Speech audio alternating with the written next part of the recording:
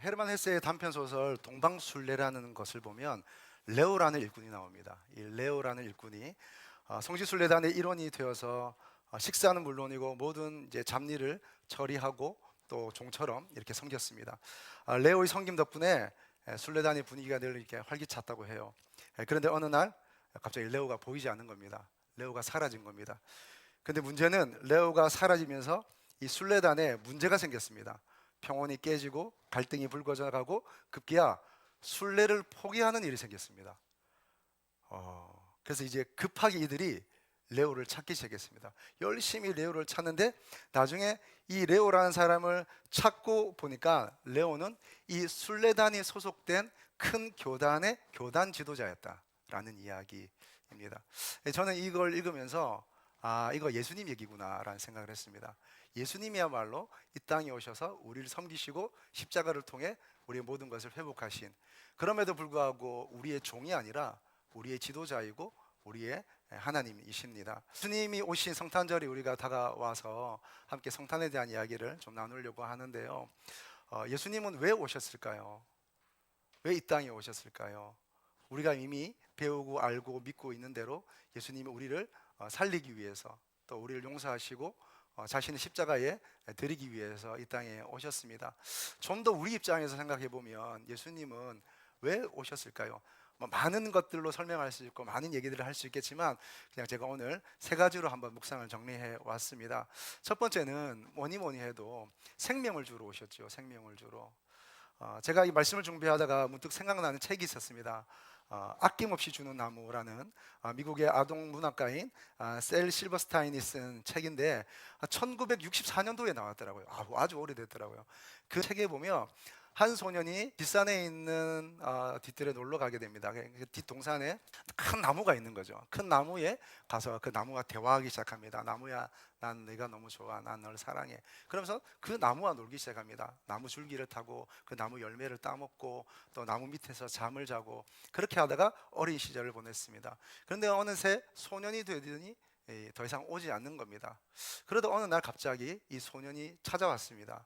청년이 되어서 찾아왔습니다. 청년이 되어서 찾아와서 하는 말이 뭐냐면 나무야, 난 돈이 필요해. 난 더 이상 너랑 놀 수 없고 내 나무 줄기를 탈 수 없고 내 과일은 내 입맛에 맞지 않아. 근데 나는 지금 뭔가 세상을 향해서 나갈 수 있는 돈이 필요해. 그랬더니 나무가 이렇게 얘기합니다. 그래? 그러면 내가 너에게 줄 수 있는 것은 이 열매야. 열매를 따다가 열매를 팔아서 돈을 마련해. 그래서 이 열매를 따서 팔아서 돈을 마련해서 사업을 시작합니다. 이 청년이 된 소녀는 다시 돌아오지 않았습니다. 그러다가 이가 언제 돌아오냐면 중년이 되어서 돌아오게 됩니다. 중년이 되어서 돌아왔을 때 나무가 다시 얘기합니다. 친구야, 내 줄기를 타고 내 열매를 먹고 같이 놀자 얘기하니까 이 중년이 된 이 친구가 아니, 난 더 이상 그렇게 할 수 없어 하면서 난 너무 바빠. 나는 지금 집이 필요해. 나는 가족이 생겼고 아내가 생겼고 또 함께 살 자녀가 있어. 그런데 내가 집이 없어. 집이 필요해. 그랬더니 이 아낌없이 주는 나무가 그러면 내 가지를 잘라가서 네 집을 지어 라고 해서 집을 짓게 됩니다. 그렇게 나무 가지를 잘라간 이 중년이 된 이 친구는 또 돌아오지 않았습니다. 그리고 한참 후에 돌아왔는데 이제 나이가 많이 들어서 돌아오게 되었습니다. 노년이 되어서 돌아왔는데 조금 나이가 든 노년층이 되어서 돌아왔는데 이때 이가 한 얘기가 이었습니다. 나는 좀 더 넓은 세상으로 가고 싶어. 그런데 난 배가 필요해.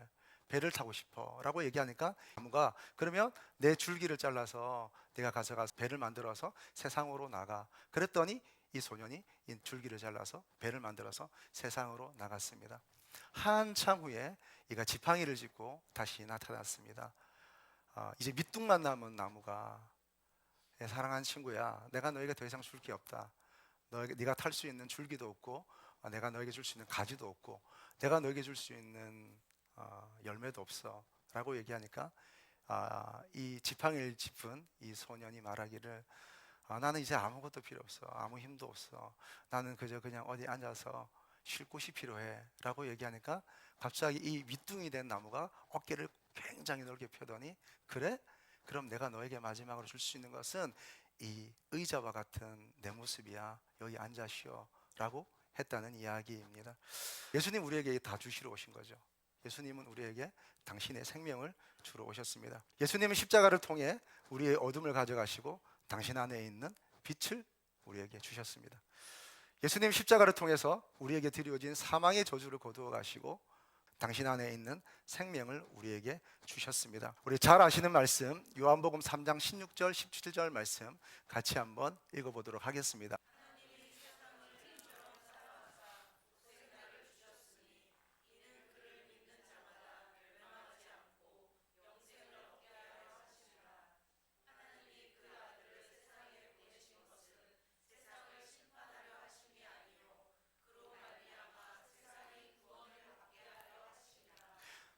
아멘. 예수님이 이 땅에 오신 이유는 생명을 주러 오신 거죠. 당신을 십자가에 내어드리고 그리고 모든 죄로 말미암는 사망의 저주를 예수님께서 짊어지시고 우리 가운데 생명을 주러 오신 것입니다. 우리가 이미 죄로 말미암아 하나님과의 관계가 단절됨으로 말미암아 영적인 죽음의 상태에 우리가 놓이게 되었는데 하나님께서 그의 아들 예수 그리스도를 이 땅에 보내셔서 그를 십자가의 화목제물로 드리고 그리고 우리 안에 없었던 하나님과의 새로운 관계 속에서 주어지는 생명을 우리에게 주신 것이죠. 여러분 그 생명은요 우리가 천국 가거나 아니면 우리의 종말이 올 때 그때 경험하는 게 아니라 이미 예수 그리스도를 믿는 이 순간 이미 영접한 우리에게 있는 줄로 믿습니다. 생명주로 오신 거죠. 생명주로. 여러분 이 생명이 저와 여러분에게 가득하기를 축복합니다. 이미 주어진 그 생명의 생명력이 날마다 더 확대되고 날마다 더 드러나고 또 날마다 우리 가운데 정말 빛과 같이 우리 가운데 밝아지는 은혜가 있기를 바랍니다. 근데 여러 가지 또 우리 가운데 죄의 습성 가운데 이 하나님의 귀한 생명의 빛을 우리가 누리지 못할 때가 있지만 여러분 그런 것들도 잘 정리하셔서 온전한 빛의 삶을 그 생명의 삶을 누리기를 바랍니다. 두 번째는요 하나님께서 우리에게 위로를 주기 위해서 오셨어요. 위로를 주기 위해서. 예수님이 우리의 위로자가 되기 위해서 가장 중요하게 하신 일이 뭐냐면 사람이 되신 겁니다. 사람이 되신 것. 사람이 되어서 우리 가운데 오셔서 우리와 똑같이 되시고 우리와 경험하시고 또 우리와 동일한 사람이 겪는 많은 일들을 겪으심으로 말미암아 우리의 참 위로가 되는 거죠. 여러분 저는 그렇게 생각해 봅니다. 하나님이 하나님의 상태로 계속 있는 것, 우리는 우리 상태로 계속 있는 것. 그게 물론 위로한다, 너를 위로한다 하시면 위로가 될 수는 있겠지만 하나님은 좀 더 적극적인 위로의 형태를 취하신 것 같아요. 그래 내가 네 알아, 너 알아, 너 힘들지, 내가 너를 창조했잖아, 내가 너를 잘 알아, 내가 널 위로해, 힘내, 내가 내 힘이 되어줄게. 이렇게만 해도 힘이 되겠지만 그런 걸 넘어서 하나님은요 너무 좋으신 하나님이세요. 우리 가운데 직접 오셔서 우리와 똑같이 사람이 되신 거예요. 사람이 되셔서 우리의 똑같이 연약함을 하나님도 경험하게 된 거죠. 우리가 잘 아는 것처럼 예수님도 태어났습니다. 태어난 곳이 베들레헴이죠. 자라난 곳은 그렇습니다. 나사렛, 갈릴리 나사렛에서 예수님 자라나셨습니다. 뿐만 아니라 예수님도 자라나셔야 했어요. 성장했어야 돼요. 그죠? 영적인 성장, 육체적 성장, 사회적 성장, 모든 것에 성장해야 하는. 또 예수님 그 키와 지혜가 태어날 때부터 주어졌다 말하지 않고 자라났다고 얘기하고 있어요. 예수님도 자라나야 했어요. 그 자라나는 가운데 겪는 모든 일들 예수님도 다 겪으신 거죠. 예수님도 배고픔을 아는 사람이었고 피곤함을 느낄 줄 아는 사람이었습니다. 예수님도 감정이 있었고 예수님도 잠을 자야 하는 그런 사람이었습니다. 육체의 연약함, 감정, 또 우리의 고통 이런 것들을 다 예수님도 경험하신 것이죠. 그런데 뿐만 아니라 예수님은 우리 인간 중에서 가장 큰 경험 중에 하나인 거절을 경험하셨다는 사실 아십니까? 예수님 거절을 경험하셨어요. 우리 인생 삶에서 얼마나 많은 거절을 경험합니까? 아무튼 내가 거절당하든 내가 원하는 것이 거절당하든 내 마음과 호의가 거절당하든 우리 수많은 거절 가운데 우리는 살아갑니다. 거절당하고 그 거절 감정 속에 우리는 살아가죠. 근데요 예수님이 가장 많은 거절을 당하셨습니다. 예수님이 태어날 때부터 거절당했습니다. 어찌 보면 마리아도 알지 못하니까 내가 사내를 알지 못하는데 어떻게 이런 일이 있겠습니까 하면서 일종의 거절이 일어나는 거죠. 뿐만 아니라 그 태생은 사람들로부터 거절당했습니다. 그래서 예수님은 태어날 곳이 없어서 우리가 알고 있는 대로 마구간 말구유에 누울 곳이 없어서 거기에 누워 태어나게 되신 것입니다. 형제들에게 무시당하시고, 그래서 형제들이 예수님을 인정하지 않는 거예요. 예수님을, 형을 조금 이상하다 생각한 겁니다. 형제들이 나중에 어떻게 예수님을 메시아로 알게 되는가? 예수님께서 부활하신 후에 메시아로 영접하게 되는 것이죠. 고향에서 배척당합니다. 고향에서 아니 저 예수 갑자기 왜 저래? 그의 어머니, 그의 형제들 다 우리랑 같이 살고 있는데 아니 갑자기 자기가 그리스도라고? 이게 무슨 말이야? 고향 사람들에게 배척을 당합니다. 동족인 유대인들에게 버림당합니다. 얼마나 많은 사람들이 예수님을 따랐다가 버리고, 또 예수님께 먹을 걸 주니까 따라갔다가 예수님께서 조금 어려운 말씀하시니까 또 좀 이상하다 하고 가버리고, 그렇게 버림당하십니다. 종교 지도자들에게 죽임당하셨습니다. 여러분, 예수님은 우리가 평범한 이런 죄인들에게 죽임당하셨지만 특별히 하나님 나라를 알고 있다고 하는, 그 토라 율법을 알고 있다고 하는 그 종교인들에게 예수님은 죽임당하셨죠. 다 거절당한 겁니다. 제자들에게 배신당하시고, 마지막에 예수님이 그 십자가에서 울부짖으신 그 울부짖음은 엘리 엘리 라마 사박다니, 하나님 하나님 어찌하여 나를 버리십니까? 이 말은 예수님이 하나님께로부터 버림당했다는 것을 증거하고 있는 이야기입니다. 예수님의 그 우리가 알고 있는 33년의 인생은 어쩌면 태어날 때부터, 아니 태어나기 전부터 예수님 돌아가실 때까지 그 거절의 인생이었다고 말할 수 있습니다. 계속 거절당하는 거죠. 그러니 예수님은 우리의 마음을 아시죠. 내 뜻대로 되지 않는 거, 거절당하는 거, 그리고 버림당하는 거, 배신당하는 거. 우리 얼마나 많은 배신을 당해요. 사실 우리도 배신하는데 얼마나 마음의 어려움들이 많습니까? 예수님이요 이 모든 것들을 다 경험하십니다.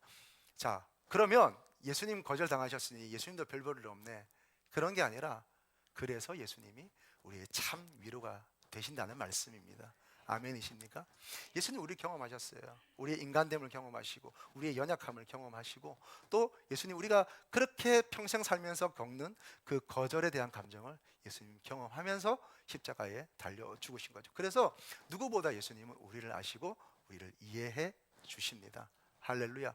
그래서 우리의 위로가 되는 거죠. 단순한 위로가 아니라 예수님은 경험한 위로입니다. 히브리서 4장 15절의 말씀 같이 한번 읽어보겠습니다.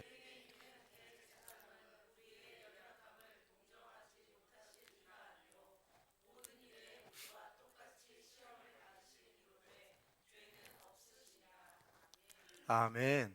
예수님 우리와 똑같이 시험을 당하시고 우리의 모든 것 동정 옛날 성경에는 체휼이라고 그랬습니다.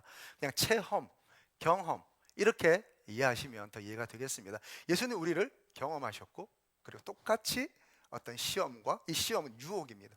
유혹을 당하셨지만 죄는 없으신 거죠. 그래서 예수님은 진짜 우리의 위로자가 되실 뿐만 아니라 똑같은 인간이자 하나님이셔서 우리를 구원할 수 있는 모든 조건을 다 갖추고 계신 하나님이십니다. 할렐루야. 예수님께서 이 땅에 오셔서 주려고 하셨던 이 생명이 저와 여러분, 우리 교회 또 이 지역에 가득하길 축복합니다. 뿐만 아니라 우리 주 예수님의 그 경험하신 위로가 우리 모든 지역에 넘쳐나길 주님의 이름으로 축복합니다. 자, 한 가지 더 보면요, 세 번째는요, 예수님 우리를 섬기기 위해서 오셨습니다. 우리가 좀 전에 마가복음 10장 45절의 말씀을 읽었는데요, 마가복음 10장 45절과 정말 토시 하나 틀리지 않고 똑같은 말씀이 마태복음 20장 28절에 있습니다. 같이 한번 읽겠습니다.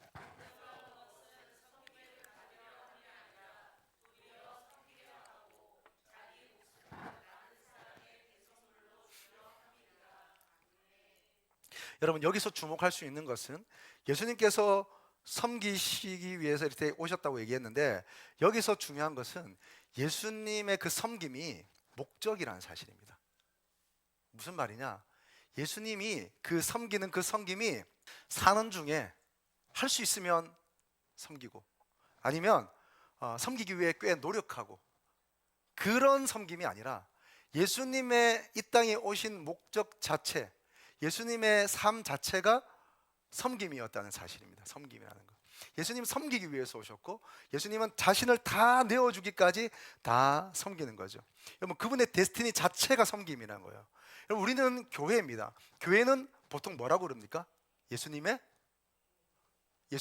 교회의 머리라고 얘기하잖아요. 그럼 몸은 머리가 생각하는 대로 움직이는 거잖아요. 그죠? 우리가 팔을 들고 다리로 걸어 다니고 하는 것은 사실상 뇌가 그렇게 지시하고 있는 겁니다. 그러면 우리 교회가 예수님의 몸이라고 할 때에 우리는 예수님께서 명령하신 대로 움직이는 겁니다. 또 하나, 우리 교회는 어떤 교회가 되어야 될까요? 보편적 교회, 하나님께서 예수 그리스도의 이름으로 세우신 많은 교회는 어떤 교회가 되어야 될까요? 어떤 일을 해야 될까요? 그것은 명확합니다. 우리가 예수님의 몸이면 꼭 우리 지금 레디 교회만을 얘기하는 게 아닙니다. 모든 교회는 다 마찬가지입니다. 우리가 예수님의 몸이라고 한다면 우리는 예수님께서 하셨던 그 일을 하는 겁니다. 비전은 이렇게 설명할 수 있고 저렇게 말할 수도 있겠지만 다 이런저런 어떤 그 지역 가운데 있는 특수성으로 우리가 사역할 수는 있겠지만 사실 교회는 예수님이 하셨던 그 일들을 하는 겁니다. 예수님께서 가르치셨으니까 우리도 가르치는 일을 하는 겁니다. 예수님께서 천국 복음을 정하셨으니까 우리도 전하는 겁니다. 예수님께서 사람들을 치유하셨으니까 모든 병든 것과 약한 것을 고치셨으니까 우리도 이 세상 가운데 개인과 사회에 들어져 있는 병과 악을 치유하며 나아가는 겁니다. 이게 교회가 하는 겁니다. 다시 말해서 오늘 제가 말씀드리고자 하는 이 말씀에서 다시 보면 예수님은 섬기기 위해서 오셨잖아요. 그러면 교회도 섬기기 위해서 존재하는 겁니다. 예수님께서 하신 일들을 그대로 우리가 하는 거죠. 그러니까 우리 교회의 목적 자체는 사실 세상을 섬기는 겁니다. 교회에서 훈련받고 또 교회를 통해서 섬길 수도 있겠고 교회의 사역을 통해서 섬길 수도 있겠고 또 나아가서 교회에서 훈련받아 세상으로 나아가서 본인의 직장에서 본인의 만남 속에서 본인의 사업 속에서 또 본인의 모든 관계 속에서 우리가 섬기며 나아가는 거죠. 여러분 오늘 우리 교회에 프레이저 찬양팀이 와서 본인들의 사역도 하고 또 콘서트도 하고 뭐 좋은 시간 가지게 될 것 같습니다. 근데 청년들이 온다고 하니까 제 마음이 좀 설렜어요. 그러면서 그냥 막 좋아서 설레고 막 이러기보다는 이렇게 우리 교회에 찾아오는 청년들을 어떻게 우리가 좀 섬길 수 있을까 이런 마음이 제가 들더라고요. 그래서 제가 일단 청년들 찬양하는 거 찬양팀이 오면 제가 밥을 좀 사야겠다. 밥을 좀 사기로 했습니다. 그래서 뭐 처음에 이렇게 우리 교회에 뭐 답사차 또 우리 찬양을 섬기기 위해서 왔을 때에 제가 밥을 좀 샀습니다. 밥을 사고 밥을 먹고 그렇게 하니까 저는 그냥 밥 한 끼 간단하게 뭐 김밥 정도로 같이 먹고 라면 먹었을 뿐인데 굉장히 고마워하더라고요. 좋아하고 그래서 기뻐하니까 저도 기뻤습니다. 그리고 지난 목요일에 와서 여기서 그들이 총 리허설을 했어요. 리허설을 하는데 좀 더 많이 왔더라고요. 좀 더 많이 와서 그래서 이 친구들 데리고 또 같이 밥을 먹었습니다. 밤늦게까지 연습을 하더라고요. 저는 도저히 안 되겠다 해서 한 12시 정도 돼서 갔는데요. 새벽 4시까지 리허설하고 연습하고 뭐 또 맞춰보고 했다더라고요. 그래서 제가 한 10시쯤 됐을 때 제가 또 피자를 사서 먹이고 그렇게 했거든요. 그런 와중에 이 찬양팀뿐만 아니라 또 오는 손님들이 있잖아요. 또 청년들. 어쨌든 우리 교회에 이렇게 방문하는 이 청년들에게 좀 힘과 용기를 주고 싶고 갈 때 손에 뭐라도 좀 쥐어서 보내면 좋지 않을까? 이런 생각을 하는데 뭐 이유는 이런 겁니다. 우리 교회 찾아온 손님들이니까 우리가 잘 섬기면 좋겠다 이런 것인데 또 특별히 청년들이 요즘 시대를 살아가는 게 참 쉽지 않지 않아요? 제가 청년들한테 어느 날 이런 얘기를 들었습니다. 요즘 하는 유행어가 있대요. 하는 유행어. 와, 제가 나도 그 절망 속으로 빠지겠더라고요. 무슨 말이냐면 되겠어? 이게 유행어랍니다. 헬 조선을 넘어서 되겠어? 이게 유행어랍니다. 뭐 하면 되겠어? 되겠어? 그냥 장난으로 되겠어? 이렇게 얘기합니다. 장난으로라도 축복을 해줘야 되는데 어차피 뭐 되든 안 되든 축복을 해줘야 되는데 장난이 되겠어? 말이 씨가 되는 거죠. 그러니까 이 사회에 대한 이 청년들의 마음의 반증이라고 생각합니다. 세대는 시대를 포함하는데 이 시대 상황을 이 청년 세대들이 언어를 통해서 표현하고 있는 거예요. 내 마음이 너무 아팠어요. 왜 그러지? 왜 그런 말이 유행하지? 그런 시대를 할지라도 일부러 말이라도 좀 좋게 하고 하면 좋을 텐데 근데 이 청년들에게 좀 힘을 주면 좋겠다라는 생각을 했습니다. 그래서 어떻게 할까 하는데 이 선물 마련하는 게 좀 쉽지 않더라고요. 근데 이 청년들이 자기들이 좀 쿠키를 나눠 먹기로 했대요. 그래서 그러면 그 쿠키를 조그마한 그 쿠키 도시락에 넣어서 갈 때 좀 주면 좋겠다. 그리고 그 비용은 내가 하겠다. 그렇게 했는데 사실 우리 교회 이름으로 하기로 했는데 우리 교회 여러 가지 또 재정 상황도 있고 하니까 그냥 제가 하기로 했습니다.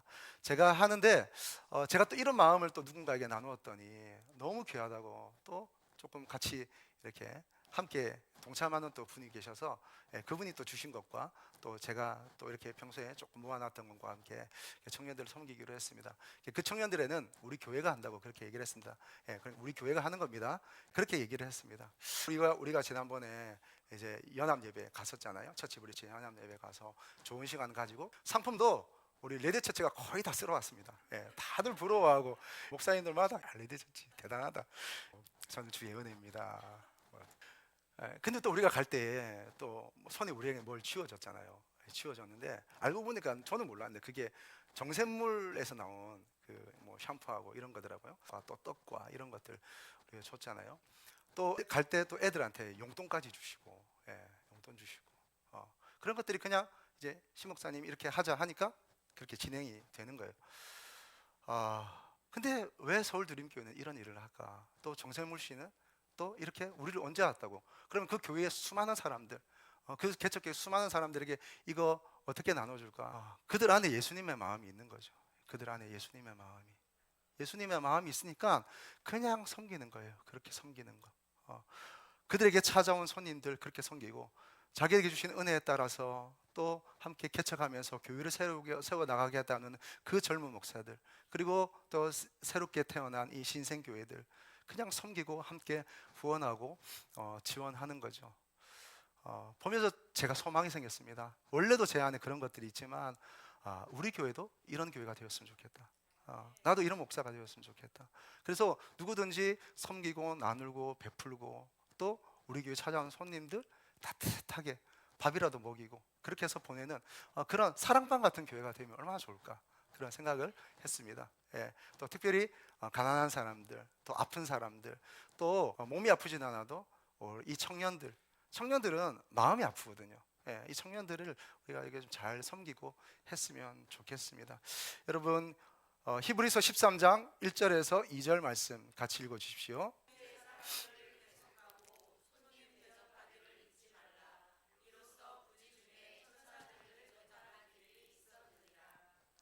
아멘. 손 대접하기를 잊지 말라. 손 대접하는 중에 천사들을 대접한 이들이 있었다고 합니다.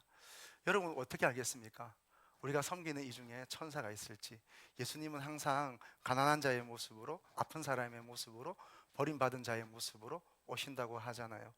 여러분 우리가 우리 교회에 찾아오는 분들, 또 우리가 만나는 사람들, 또 곳곳에서 우리가 함께하는 사람들 우리가 잘 돕고 실제적으로 뭐 물질적으로는 도울 수 없어도 우리가 항상 그런 마음을 가지고 있다면 얼마든지 우리가 도울 수 있다고 생각을 합니다. 그래서 우리가 어떠한 형편에 있든지 간에 우리가 잘 섬기는 교회 되었으면 좋겠습니다.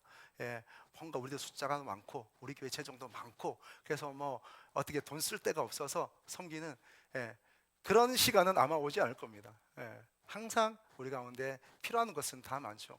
그럼에도 불구하고 우리가 조금이라도 밖에 없을 때 나누는 훈련들을 하면 나중에 또 하나님께서 풍성하게 주셨을 때 그때도 나눌 수 있는 거죠. 작은 것에 충성하는 자에게 주님께서 큰 것을 맡겨주신 줄로 믿습니다. 말씀 정리하겠습니다. 예수님께서 2000년 전에 이 땅에 오셨습니다. 오신 이유를 우리가 많은 것으로 얘기할 수 있겠지만 그것은 첫 번째 우리 가운데 생명 주기 위해서 오셨습니다. 이 생명이 저와 여러분에게 이미 주어진 줄로 믿습니다. 생명을 누리십시오. 또 그리고 생명을 나누어주는 이 성탄 시즌이 되었으면 좋겠습니다. 두 번째 예수님께서 이 땅에 오신 이유가 뭐라고요? 위로가 되게 해주기 위해서. 위로가 되게. 그 위로는 그냥 어떻게 안타까워 위로받아 이런 위로가 아니라 우리를 경험하신 위로예요. 너무 잘 아세요. 이 위로 가운데 새 힘 얻기를 축복합니다. 그리고 예수님 왜 오셨어요? 뭐하러 오셨어요? 섬기러 오셨습니다. 인자가 온 것은 섬김을 받으려 함이 아니라 도리어 섬기려 하고 자기의 목숨을 많은 사람의 대속물로 주려 함이니라. 예, 당신의 몸을 찢어 십자가에 달리기까지 우리에게 다 주셨잖아요. 피도 주시고 자신의 몸도 주시고 모든 것을 우리에게 주셨습니다. 또 우리에게 풍성하게 이미 주셨습니다. 잘 누리기를 주님의 이름으로 축복합니다. 누릴 뿐만 아니라 우리 가운데 있는 그것이 얼만큼이든, 우리 가운데 주어진 건강이 어떠하든, 또 우리 가운데 주어진 상황들이 어떠하든지 간에 여러분 늘 섬기는 삶이 저와 여러분의 삶이 되기를 간절히 원합니다. 섬기는 교회, 섬기는 가정, 섬기는 성도, 여러분 이것이 우리의 데스티니라니까요. 이것이 우리의 목적입니다. 주님이 우리를 부르신 그 목적입니다. 섬긴 가운데 복음을 전하고, 섬긴 가운데 빛을 나타내고, 섬긴 가운데 우리의 기쁨이 전달되는 것입니다. 할렐루야. 저와 여러분의 섬김 속에서 하나님의 나라가, 예수님의 얼굴이 나타나길 주님으로 축복합니다.